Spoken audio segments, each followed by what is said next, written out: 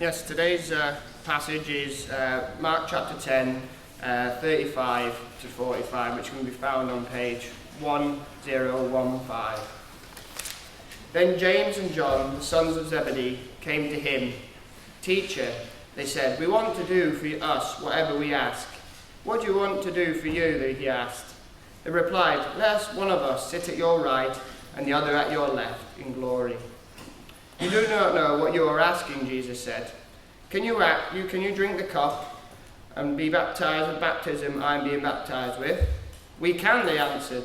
Jesus said to them, "You will drink the cup, and I drink and be baptized with the baptism I am being baptized with. But to sit at my right or left is not for me to grant. These places belong to those for whom they have been prepared." When the 10 heard about this, they became indignant with James and John. Jesus called them together and said, "You know that those who are regarded as rulers of the Gentiles lord it over them, and their high officials exercise authority over them. Not so with you.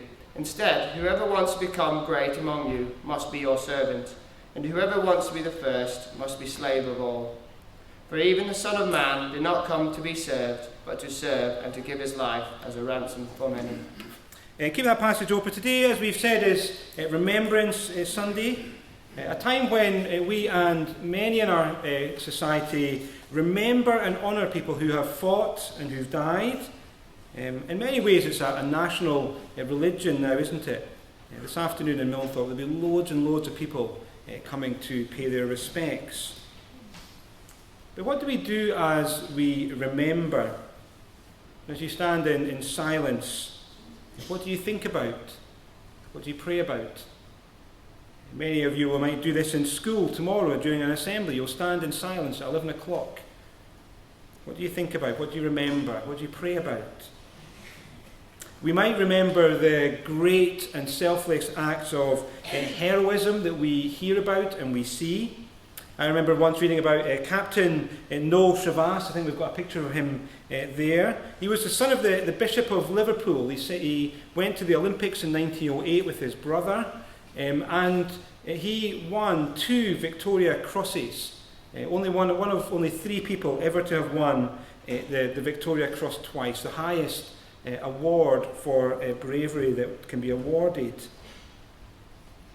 Shavas, in the one he won his first one, he was part of the Royal Army Medical Corps, attached to the Liverpool and Scottish Regiment. And in August 1916, he found himself at the Battle of the Somme.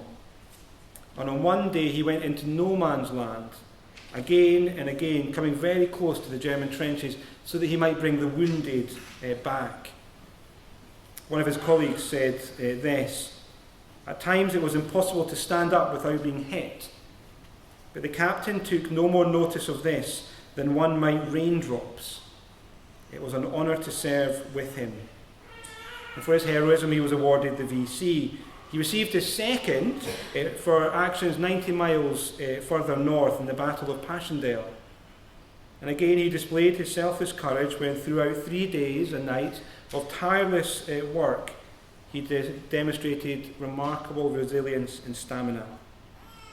Despite having a stomach wound and a head wound, he kept on going. During one night when he was resting, he was struck with a shell and received a further 6 injuries. Many of his other colleagues were injured or killed. He crawled half a mile to get them help. And in a message to his girl, he said this: "Give her my love. Duty called and called me to obey." He died in 1917. And on his gravestone in Belgium, his family asked for an inscription. This was the inscription. It's going to be on the screen as well. "Greater love has no one than this, that he laid down his life for his friends." And so we remember heroism. We also remember the horror and the evil of war. The Battle of the Somme, I mentioned a minute ago, lasted just under 5 months, and about 1 million people died. You can't quite imagine that, can you? And we remember that while some expressed the hope that the First World War would be the war to end all wars, that's hardly been the case, has it? There's been many wars since, and even in our day, there continues to be conflict. So there's much to remember when we remember. We remember the heroism. We remember the horror and the grief that war brings. But in the few minutes that I have now, I want to point us to some things we can learn from this passage about things to remember. 3 things to remember. Remember what true greatness looks like. Remember who the true enemy is. And remember where true victory is found. So firstly, remember where true greatness is found. And as we remember that, we remember that true greatness is found in serving other people. Jesus says there in verse 43 that whoever wants to be great among them must be their servant, the servant of all. And whoever wants to be first must be slave of all. And don't we need to remember that? I don't know about you, but I sometimes find that hard to serve other people all the time. Because everywhere around me in the world, I'm told that greatness is found in being served. Jesus says in verse 42, "No, you know that those who are regarded as rulers of the Gentiles lord it over them, and their high officials exercise authority over them." Now in Jesus' day, the leaders enjoyed the ability to saying to people, "Jump," and for half people say back, "How high?" Greatness was seen in being served, not in being served. And that was what it was like in Jesus' day. And it's no different in war. One soldier during the Battle of the Somme wrote this in his diary. "A re-enlisted man who was badly wounded said to me, 'Our officer, an insurance agent in civil life, is a rotter, and I'm glad he got a hole through him.' I said to him, 'Can you not sympathise with him, knowing as you do what suffering is? You are both now in the same boat.' And the man replied, 'No, because he is the most selfish man and the biggest bully I've ever seen. He and 3 officers live in a dugout with 3 blankets each, and when bread was issued, they always had 5 loaves between them, leaving only 2 to share amongst the whole platoon. And so we used to toss up to see which section should have the 2 loaves, and the remainder had the biscuits. Those who are regarded as the rulers of the Gentiles lord it over them.'" And it's still true now, isn't it? Have you not experienced this?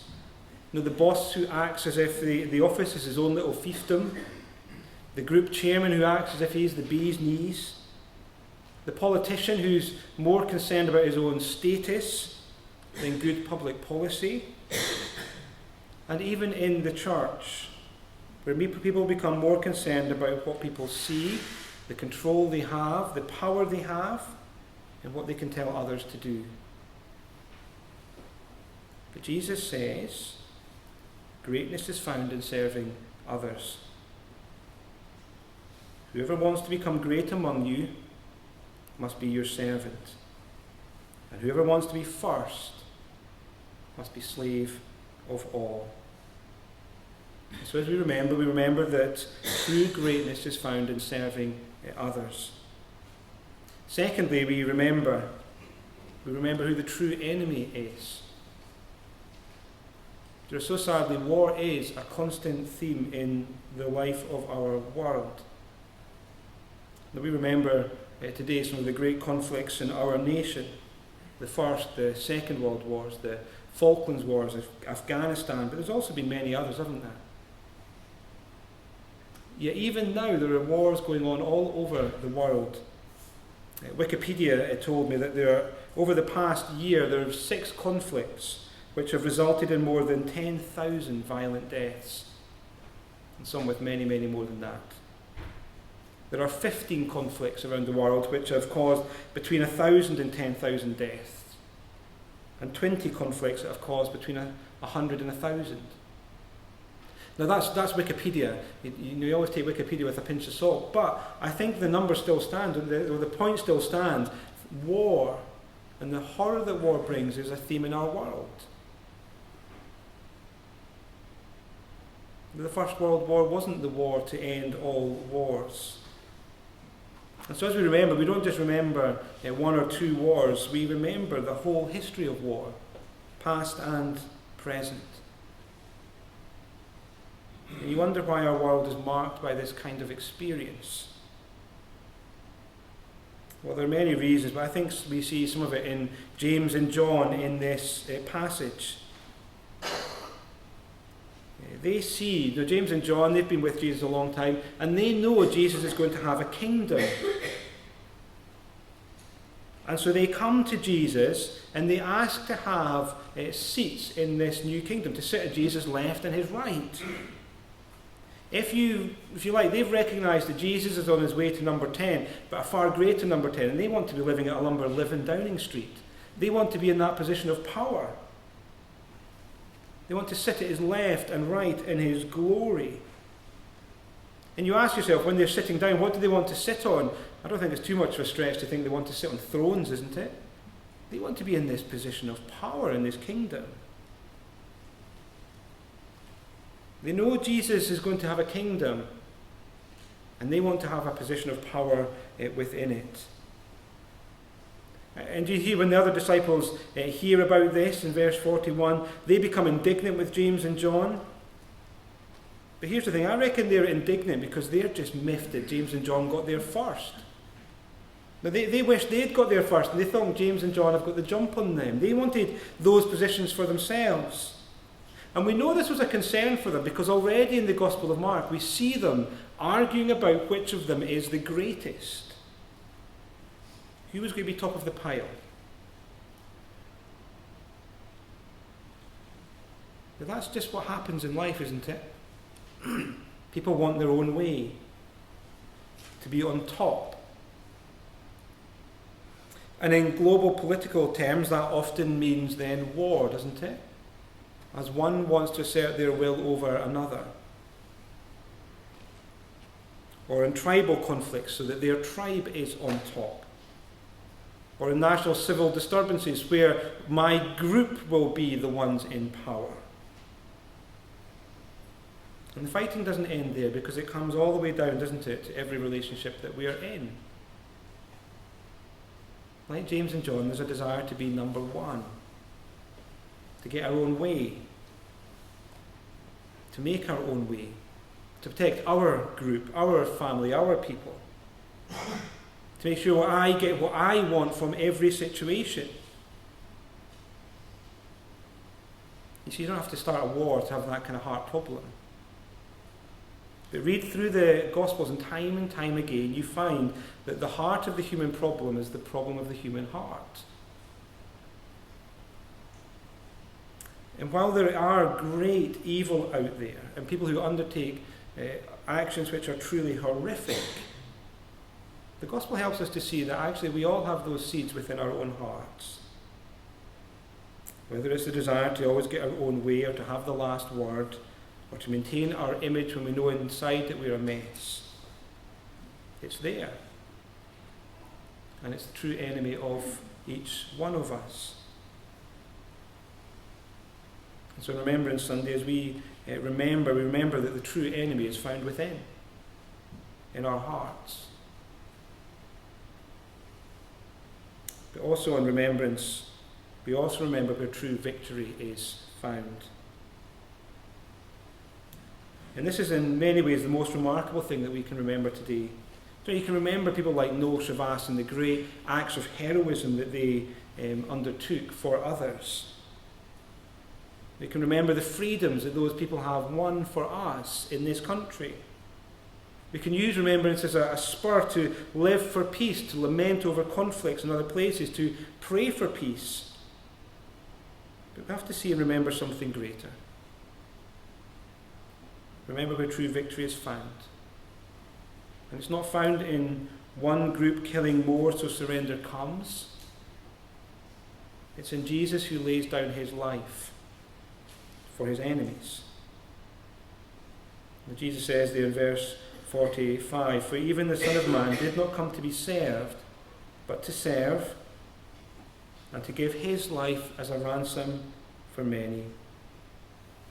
Now, of course, that's an example for us, but it's much more than that.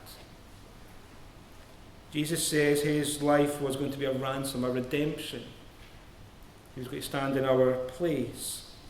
And that word of ransom or redemption, I think I might have said this before, it takes you back in your mind, if you were the first readers, to what a slave market might have been like back in those days.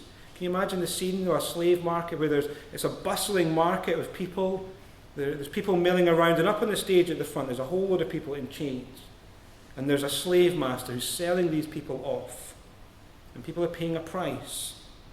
And the price that they pay is the redemption price, the ransom price, so that somebody could be made free, to be bought at a price. And Jesus says he was going to be a ransom, not just for one person, but for, did you see it? For many. His life for others. Where many should stand, Jesus would stand in their place. Taking the place that we should have, so that what should have happened to us happened to him. Now, Isaiah 53 is a well-known passage, isn't it? I'm going to read some words. It'll be on the screen as well. And listen to the contrast between what Jesus did, he's the he in this passage, and us. Surely he took up our infirmities and carried our sorrows. Yet we considered him stricken by God, smitten by him and afflicted. But he was pierced for our transgressions. He was crushed for our iniquities. The punishment that brought us peace was upon him. By his wounds we are healed. We all like sheep have gone astray. Each of one has turned to his own way. And the Lord has laid on him the iniquity of us all. Is that not the most remarkable thing? You could imagine back in that slave market, you're chained on the stage, and you see at the back of the crowd, there's two people standing talking to each other. And you don't really know what's going on between them, but then one of them walks forward to the front and speaks to the slave owner. And the slave owner comes over and he opens your chain and says, off you go, you're free to go wherever you want. And the person who came forward sits down and takes your place. It's not a complete image, and in many ways it's a little bit, doesn't tell the whole story, but that's what Jesus did for us. Stood in our place so that we might be free. True victory is found in Christ. The enemy is our own hearts, deserving the judgment of God, and yet Jesus came and stood in our place so that we might be free. So what we see is Jesus goes to the cross to be judged for the sins of mankind, standing in the place of many so that they might find victory. During World War I, people used to refer to a blighty wound. It was a wound which, if you got a blighty wound, it meant that you got sent back to England, you got sent back home. And people used to even inflict them on themselves so that you could get back home. Such was the horror. And a guy called Bill Ramsey records in his diary a Canadian soldier asking him how to get a blighty wound, how to get a self-inflicted wound to get himself sent home. And Ramsey records his reply. He said to the man this: "Some men long for a blighty wound to get them to England. I've got one that is going to be the means of getting me to heaven."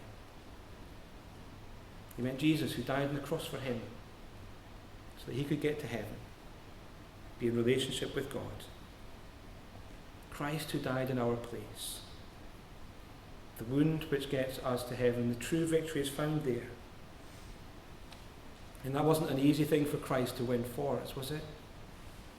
We saw about a month ago, Jesus overwhelmed with sorrow in the garden at the prospect of what he would go through for us, so that we might be set free, brought into relationship with the Father once again, with hearts which are changed. And so as we remember this Sunday, and as we stand and remember maybe tomorrow, we can remember the true victory comes through Jesus dying in our place, and put our trust in him once again. Is that something you've done? Jesus said, the Son of Man came not to be served, but to serve, and to give his life as a ransom for many. And so remember where true greatness lies. It's in serving, and Jesus served in the greatest possible way. Remember what the true enemy is. It's our own hearts. Jesus died to save us from ourselves. We remember where true victory is found. It's in Christ, who brings us into relationship with the Father and keeps us for heaven. And this helps us to treasure Jesus, our Saviour, the one who brings the healing we need, the one who defeats the enemies of our hearts, the one who can change our hearts, so that we and all God's people can become those who serve him with joy. Not because we are a slave to sin and fear, but because we're a slave of all, not needing to fear. And we also see that that's the hope that this world needs. Hearts changed by Christ, one heart at a time, which will change our world as well. That's the hope of the world, which will move people from a desire to fight and to be at war to being those who fight for peace. Well, we're going to turn now to Remember. We're going to do that first of all by singing. And then we're going to remain standing after this song for a minute's silence. And then we will pray for some of these things that we've been mentioning this morning and for our world. This song is a remembrance song, a song which helps us just to reflect and to think. It gets us to look to the past, to look around today, to look with hope to the future. And so we'll sing this and then we'll just stay standing for a time of silence. Your word gives life to all who hear